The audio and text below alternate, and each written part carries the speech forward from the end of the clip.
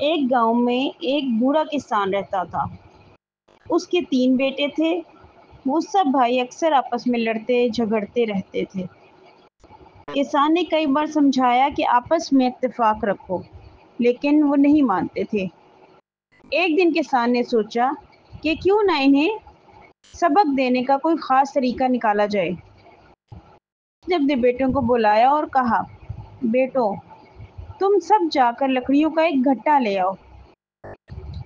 بیٹے لکڑیاں باندھ کر گھٹا لے آئے۔ کسان نے سب سے پہلے بڑے بیٹے کو کہا، یہ گھٹا توڑو۔ بڑا بیٹا کوشش کرتا رہا، مگر لکڑیوں کا بندھا ہوا گھٹا نہ ٹوٹا۔ پھر کسان نے دوسرے اور تیسرے بیٹے کو بھی آزمایا، لیکن کوئی بھی گھٹا نہ توڑ سکا۔ اس پر کسان نے گھٹا کھول دیا اور لکڑیاں الگ الگ کر دیں۔ پھر کہا، اب ان لکڑیوں کو ایک ایک کر کے توڑو۔ اس بار تینوں بیٹوں نے آسانی سے لکڑیاں توڑ دیں۔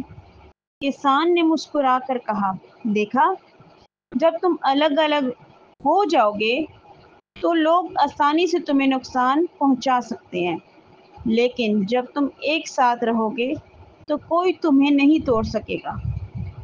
بیٹوں نے اپنے والد کی بات سمجھ لی اور آپس میں اتفاق و محبت کے ساتھ رہنے لگے۔ اس کہانی سے ہمیں یہ سبق ملتا ہے کہ اتفاق میں طاقت ہے۔